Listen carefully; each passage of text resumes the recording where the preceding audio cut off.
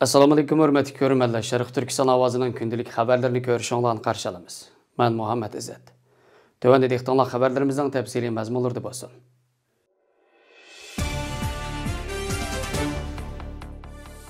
Pangtön gündəlik kezining xəbər qaraganda atalmış Şinjan ishlab chiqarish va qurilish Pangtön qarashliq 2 universitetda 7 to'liq kurs kasb ta'sis qilingan.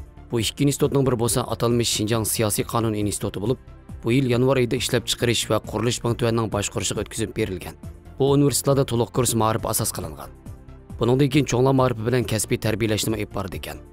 Yana biri Tarim universiteti bo'lib, bu maktabda tor bexatarlikni qo'g'dash, maxfiyatlikni saqlash texnikasi, maxfiyatlikni boshqarish ilmi, Ordu tili qatorliq yangi kasblar ta'sis qilingan. Pangtön xabarlar to'rining xabar qilishicha, ishlab chiqarish va qurilish Pangtön partiya maktabi, ishlab chiqarish va qurilish Pangtön bozor boshqarish idorasi, ishlab chiqarish va qurilish Pangtön yemak-ichmak, to'g'ri baholash markazi, ishlab chiqarish va qurilish Pangtön iste'molchilarning huquqini qo'g'dash markazi, ishlab chiqarish va qurilish Pangtön 5-diviziya Shixanzi doktorxonasi, Tarim universiteti qatorliq kasbiy o'rinlar ko'plab odam qabul qilishni boshlagan. İşləp çıxırış və quruluş Pangtön hər yili və bir yılın qararlıq vaqtlarında ma'arif sahəsi, tor başqurish, türmə başqurish, doktorxana, tədqiqat orunları və başqa sahalarga Xitay ishkir өлkəllərdən və Şərq Türkistondakı universitetlarni bitirgan Xitay o'quvchilarini qabul qilib kelgan.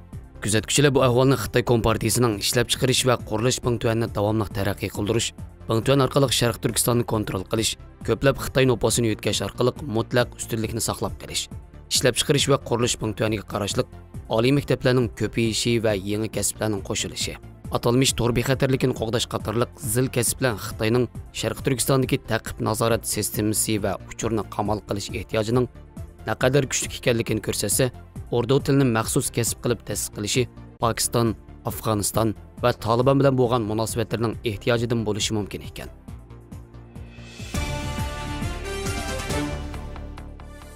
Birleşme Agentligining 16 avgust kuni xabar qilishicha, bir yosh Xitoy ayol o'zining va kam deganda 2 Uyg'urning Xitoyning boshqarishidagi Dubaydagi bir maxfiy tutib turish o'rnida 8 kun tutib turilganligini oshkorlagan. Bu Xitoy Kompartiyasining chet elda qurib chiqqan qora turmalarni yo'l qo'yganligining tunji isboti bo'lishi mumkin.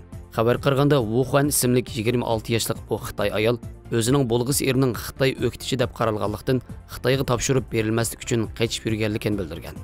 Wuhan Birleşme Agentligiga o'zining Dubaydagi bir mehmonxonada tutqun qilinganligini va Xitoy amaldorlar tomonidan turmaga o'zgartirilgan dachida tutib turilganligini, u yerda yana 2 Uyg'ur mahbusni ko'rganligini, o'zining Xitoy tilida so'roq qilinib tahdid kuchirganligini, hamda yolg'ondan bo'lg'isi erining o'ziga ziyonkashlik qilganlik uchun qonuniy hujjatlarga imzo qo'yishga majbur bo'lganligini, 8-iyun kuni qo'yib berilganligini, hozir bo'lsa Gollandiyadan siyosiy panoh tilganligini bildirgan.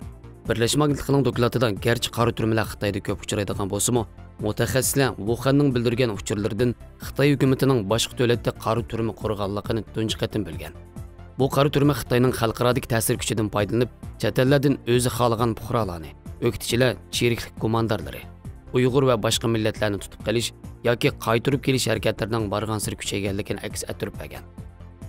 Qora turma bo'lsa maxfiy turma bo'lib, mahbuslar odatda jinoyat bilan ayblanmaydi. Qonuniy murojaatnomasi yo'q. Kepillik yoki sudning qarori yo'q.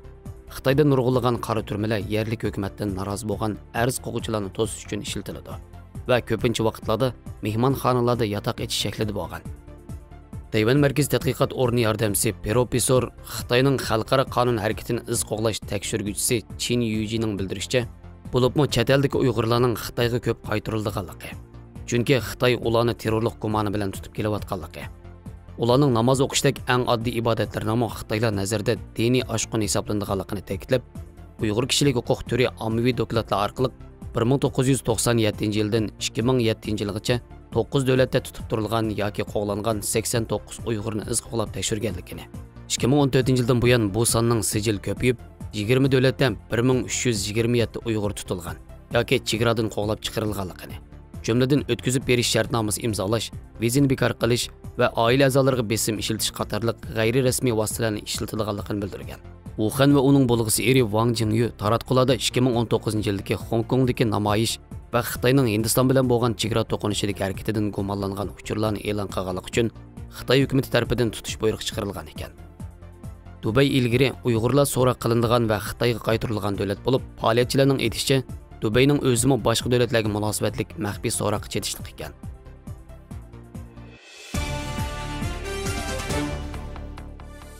Erkin Asya Radyosu'nun xabarida Türkiye Yazğıçılar Cemiyeti'nin raisi, Ankara İctimai Bilimler Üniversitesi'nin müdiri, Dini İlimler Kasbi'nin professori, yazğıcı Musa Kazım Arijan 10 Ağustos günü Xitoy davlat raisi Xi Jinpingga xat yazıp, Sharq Turkistondagi kishilik huquq dafsanchiligining intayin eg'ir ekanligini, Xitoy davlatining buni darhol to'xtatish kerakligini ta'kidlagan.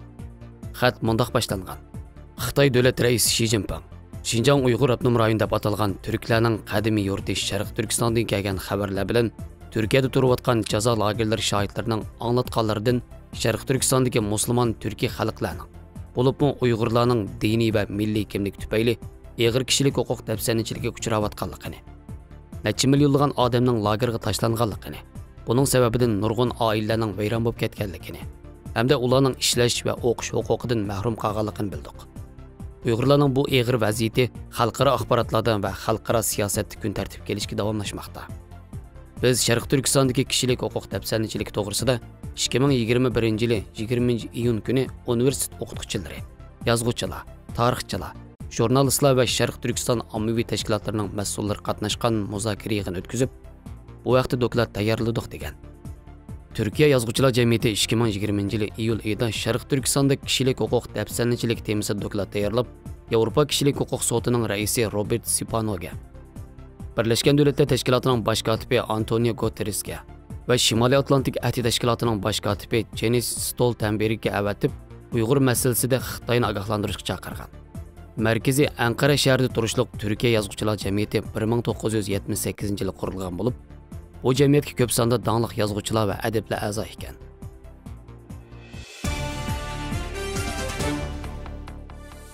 Bugun ko'pchilik bilan kava uruqi ham kava meg'izining shifoliq roli haqida o'rtoqlashamiz. Birinchi, 30 gram kava meg'izini och qursak yesa, hujaydagi madda qo'ritni tushiradi.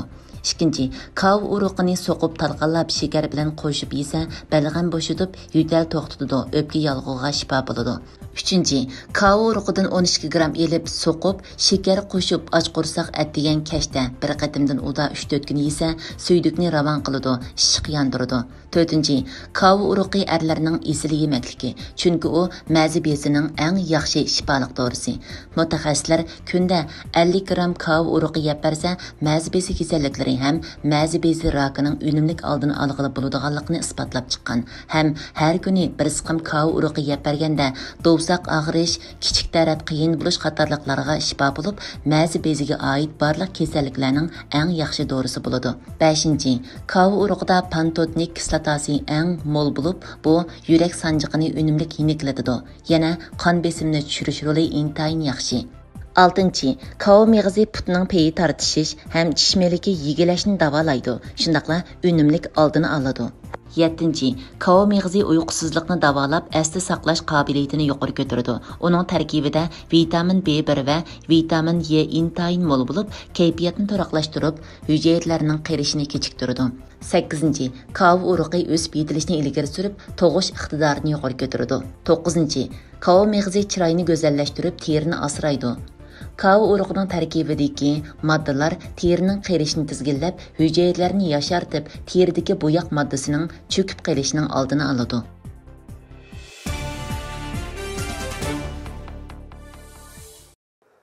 Xabarlarimizni ko'rganingizga rahmat. Ko'rishguncha omon bo'linglar. Xayr xo'sh, Allohga omonat.